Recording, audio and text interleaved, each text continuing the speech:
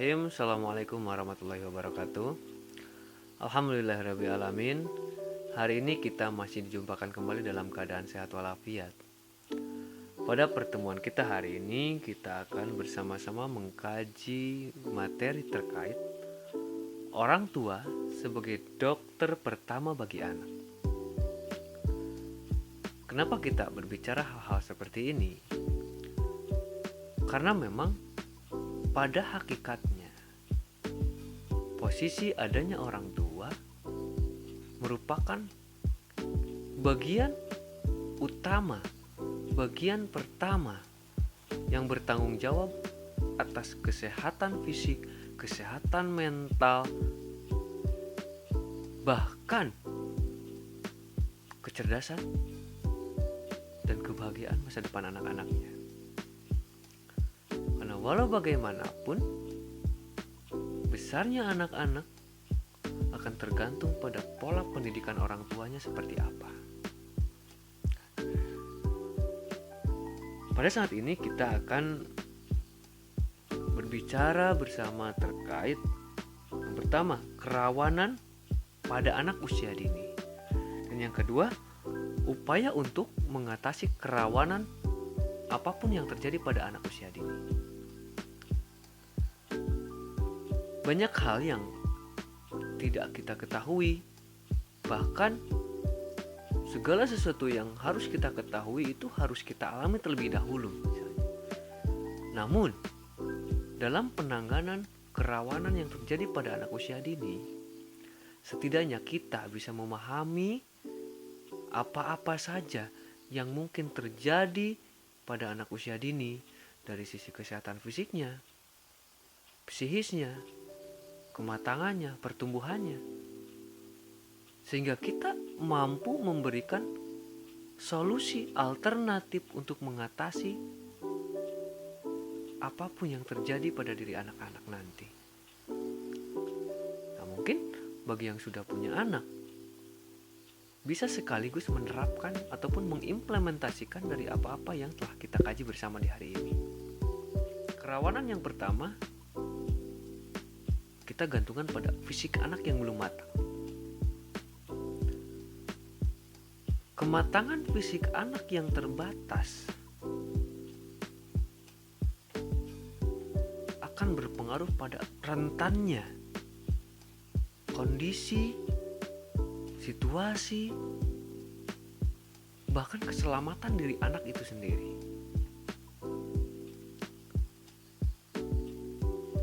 Kematangan pada fisik anak tentunya belum siapnya fisik difungsikan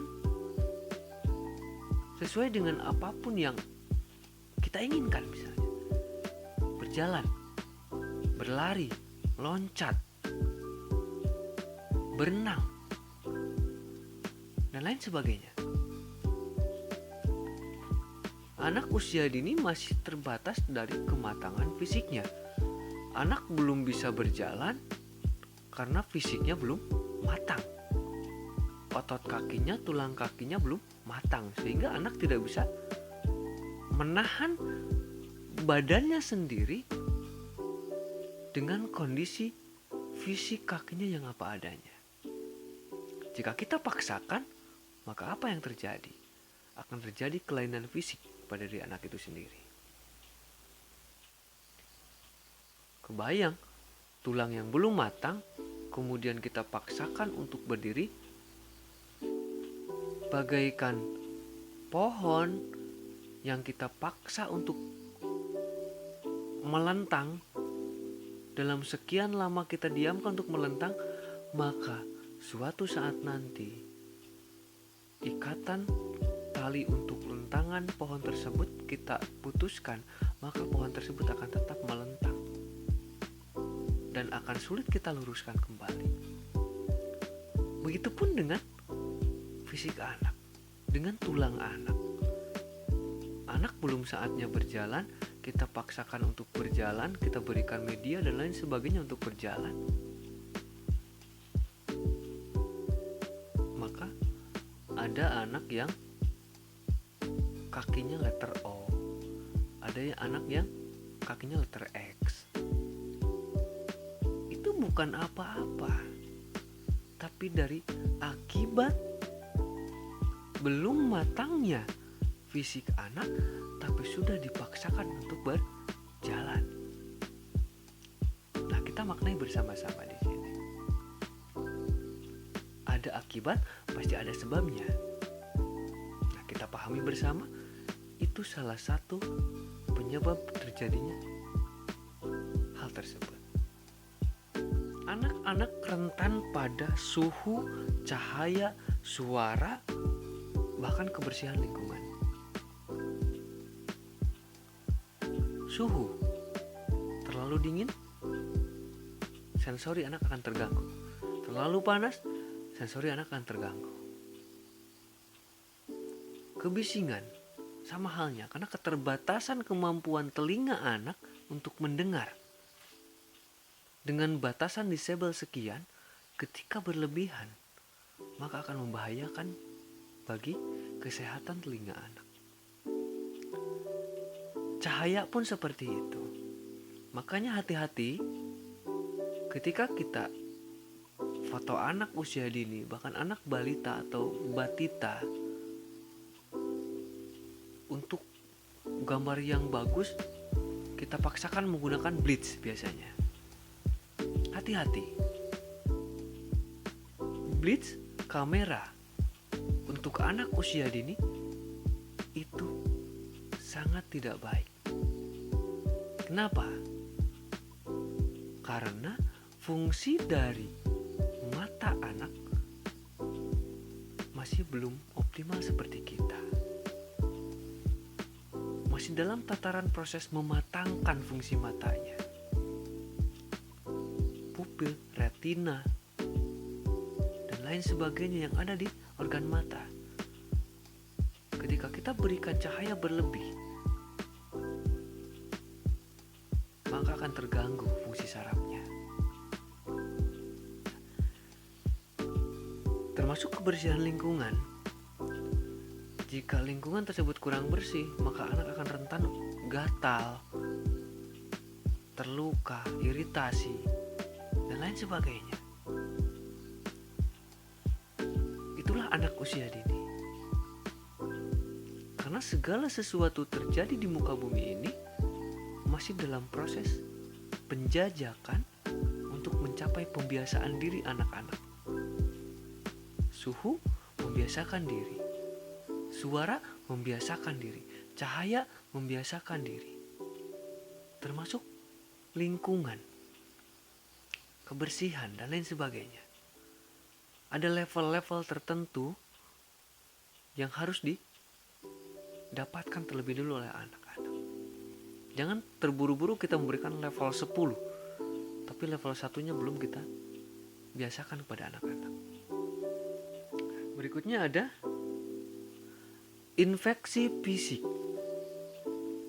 Nah, infeksi fisik ini biasanya terjadi yang pertama dari kuku anak yang panjang. Anak menggaruk-garuk wajahnya sendiri. Itulah anak-anak. Karena mereka tidak paham fungsi kuku dan itu hanya sekedar gerak refleks. Ketika gatal maka anak akan garuk tanpa dengan aturan. Lukalah dengan kukunya sendiri. Ataupun anak-anak terjatuh saat bermain. Itulah yang menjadi kerawanan dari fisik anak ketika terluka. Dari kukunya ataupun dari terjatuh. Jadilah infeksi. Sangat rentan sekali untuk anak-anak. Berikutnya, proses kematangan anak biasanya ditandai dengan panasnya suhu tubuh. Kenapa terjadi panasnya suhu tubuh? Karena proses kematangan diri manusia akan berbenturan dengan penerimaan diri manusia itu sendiri. Adanya harapan dengan kenyataan diri itu sendiri saling berbenturan.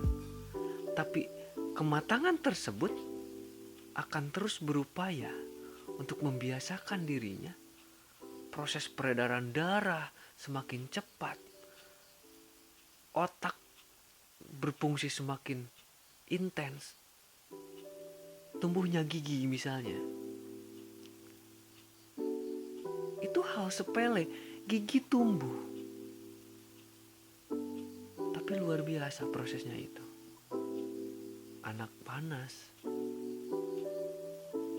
Kalau bahasa ibu-ibunya menyatakan misalnya rewel. Karena tidak nyaman ketika anak mulai tumbuh gigi. Sakitnya luar biasa, anak-anak itu rasakan. Itulah proses kematangan.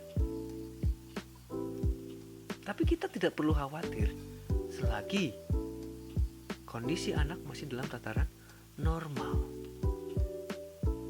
Itulah proses kematangan. Karena untuk menjadi fungsi tubuh kita normal, memiliki fungsi ideal, membutuhkan proses yang amat sangat luar biasa seperti itu. Untuk mencapai kebahagiaan yang optimal, kematangan yang optimal, fungsi fisik kita ini harus benar-benar menghadapi proses yang sangat luar biasa. Termasuk untuk mencapai suatu kesuksesan manusia, perlu digodok, perlu dibiasakan diri kita dengan kondisi-kondisi ekstrim, sehingga kita pun akan layak menjadi manusia yang seutuhnya. Hal sederhananya seperti itu. Kondisi tubuh manusia pun sama. Untuk mencapai fungsi kematangan tubuh yang baik, maka harus melewati sesuatu hal yang mungkin rasanya sakit. Orang tua merasa khawatir. Apalagi orang tua yang baru memiliki anak. Itu wajar khawatir. Dan sangat manusiawi. Berikutnya, kerawanan yang sering terjadi pada diri anak, tidak sedikit ini terjadi. Tapi mudah-mudahan tidak terjadi pada anak-anak kita. Kejang ketika panas anak mencapai 38-40 derajat atau lebih daripada itu. Ini perlu kita waspadai bersama. Suhu tubuh 38 derajat merupakan titik tidak aman pada otak anak. Kenapa?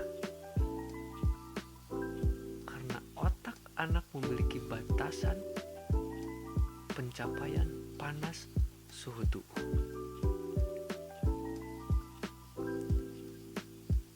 Kenapa kita perlu khawatir ketika masuk 38-40 derajat bahkan lebih misalnya?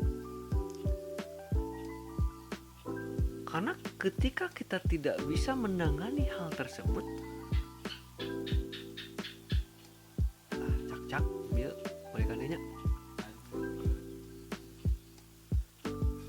Karena jika kita tidak bisa menangani hal tersebut, maka lambat laun panas tubuh tersebut akan membakar otak anak.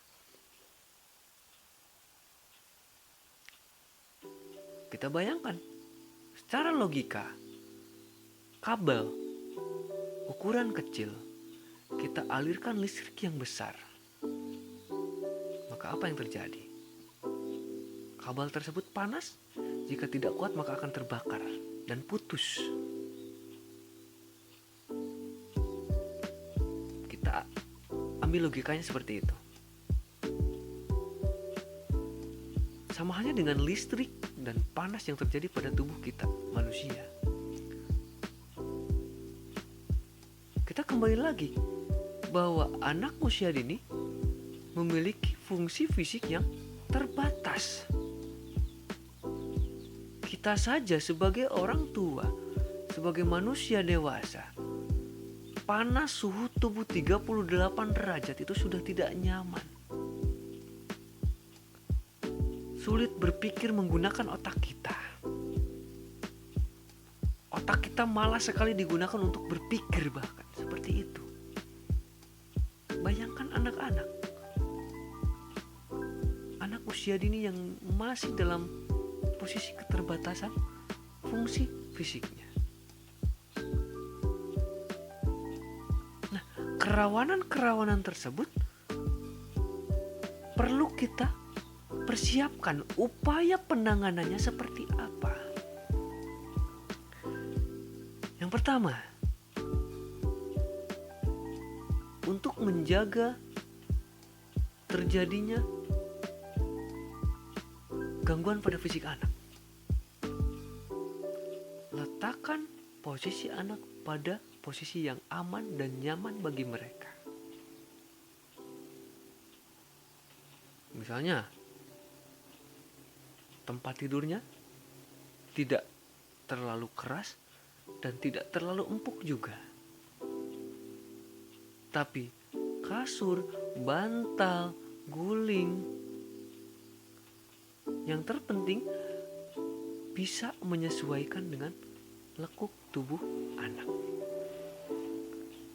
Jadi bukan tubuh anak yang mengikuti bentuk bagian tempat tidurnya, tapi upayakan tempat tidurnya anak bisa menyesuaikan bentuknya dengan lekuk tubuh anak.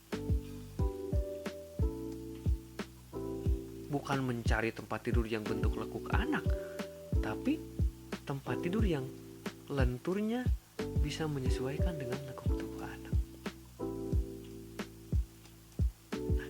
Selanjutnya, ketika kita melihat anak kondisi rawan seperti tadi, misalnya lagi makan, minum misalnya, upayakan anak-anak itu baringkan dalam posisi miring. Itu untuk menjaga anak dari tersedak. Makanan yang masuk itu nantinya takutnya masuk ke hidung atau apa misalnya gitu, atau minuman. Kalau anak itu berbaring terlentang minum, bayangkan anak tidur, maka nafas itu akan menarik air dan tersedak ke hidungnya.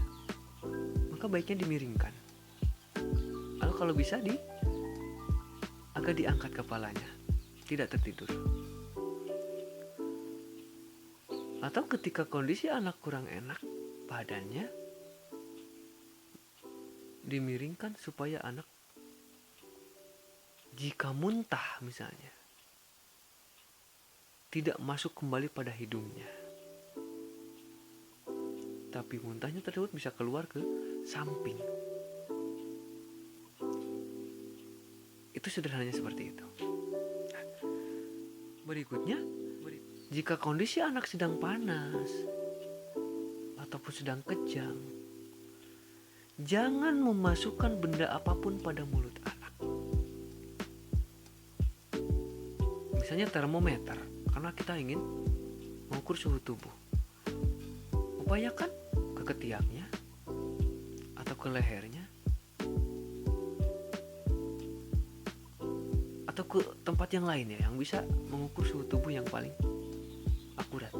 Jangan dimasukkan ke mulutnya. Kenapa? Karena dalam kondisi seperti itu, ketika anak panas, ketika anak kejang, anak membutuhkan suplaian oksigen. Mungkin hidungnya tidak cukup untuk menghirup oksigen, menyuplai oksigen pada tubuhnya. Bisa saja membutuhkan mulutnya untuk menghirup oksigen tersebut.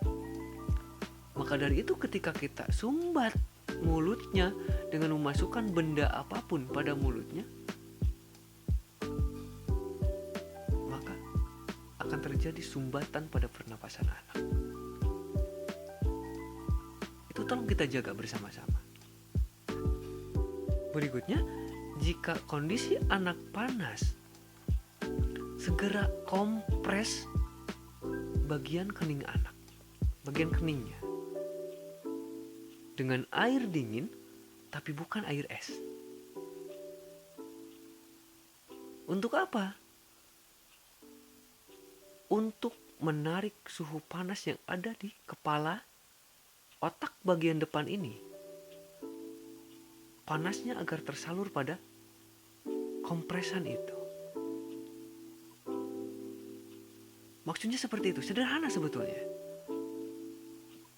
Karena ketika panas terus membakar otaknya, otak anak itu, maka semakin lama akan terbakar otaknya. Segera upaya bagian kening anak dengan air dingin tapi bukan air es. Jika airnya sudah terasa hangat, segera ganti dengan air yang dingin kembali. Intens, lakukan seperti itu untuk menyalurkan suhu panas yang ada dalam diri anak, dalam otak anak ini. Berikutnya, buka baju anak dan jangan menyelimutinya. Kan biasanya kondisi panas seperti itu, orang tua akan menyelimuti anaknya. Karena dalam pikirannya supaya keluar keringat atau apapun itu. Seperti kita orang dewasa, ketika sakit, panas, pusing, minum obat, tidur, pakai selimut, keringetan. Pikiran kita begitu. Sebetulnya tidak begitu. Untuk anak-anak tidak seperti itu. Ketika suhu badan anak panas, kemudian kita menyelimutinya, membajuinya, maka suhu panas itu akan semakin membalik pada diri anaknya. Dan itu sangat berbahaya bagi diri anak. Buka baju anak. Biarkan suhu tubuhnya menyebar pada suhu udara yang ada di luar. Atau ketika kondisi panas anak itu mengkhawatirkan, tindakan ataupun upaya sederhana yang bisa kita lakukan juga, buka baju anak, buka baju kita, dekupkan badan anak pada dada kita. Biarkan suhu panas pada diri anak itu mengalir pada tubuh kita. Itu solusi sederhananya. Alirkan, kompres tetap. Dibantu dengan mengalirkan suhu tubuhnya pada tubuh kita. Berikutnya, jika anak masuk pada tataran kejang, perlu berhati-hati. Jangan pernah menahan gerak anak. Karena kondisi kejang itu merupakan gerak refleks yang tidak bisa kita tahan. Ketika kita geraknya tahan, itu sangat berbahaya. Fatalnya, bisa terjadi patah tulang pada diri anak. Karena tulang anak yang masih rentan, yang masih belum matang, terjadi kejang, kita tahan geraknya, maka apa yang terjadi? Ditakutkan terjadi seperti itu. Patah tulang, bahaya. Perlu kita ketahui bersama. Dan yang terakhir, jika memang kondisi tersebut sudah tidak bisa ditangani oleh kita, maka segeralah hubungi dokter, hubungi medis, supaya anak kita segera mendapatkan penanganan yang layak. Asupan cairannya dengan infus misalnya, asupan oksigennya dengan memberikan oksigen pada hidungnya, dan lain sebagainya. Karena mungkin penanganan di rumah itu keterbatasan apa adanya kondisi diri kita. Tapi baiknya, kondisi apapun, seringan apapun kondisi anak kita, segeralah dikonsultasikan pada pihak yang lebih memahami kondisi tersebut. Siapa dia? Medis. Sebelum kita menyesali kondisi apapun yang terjadi pada anak-anak kita, tindakan-tindakan yang kita lakukan tadi, solusi sederhana tadi, itu merupakan upaya penanganan sebelum datangnya medis yang kita panggil. Jadi intinya, meskipun kondisi tadi dapat kita lakukan, tapi tetap baiknya kita panggil medis. Sambil menunggu medis, kita lakukan tindakan-tindakan sederhana tadi. Mudah-mudahan apa yang kita upayakan tadi bisa memberikan solusi yang terbaik untuk kesehatan fisik anak, kesehatan mental anak, otak anak, dan lain sebagainya. Baik teman-teman, mudah-mudahan apa yang telah kita kaji di hari ini dapat bermakna, dapat bermanfaat untuk kita semua. Teman-teman, tetap jaga kondisi, tetap jaga kesehatan. Salam untuk orang-orang terdekat di hati teman-teman semuanya. Sebelum saya pamit undur diri, mari kita teriakan bersama, aku bahagia hari ini. Assalamualaikum warahmatullahi wabarakatuh.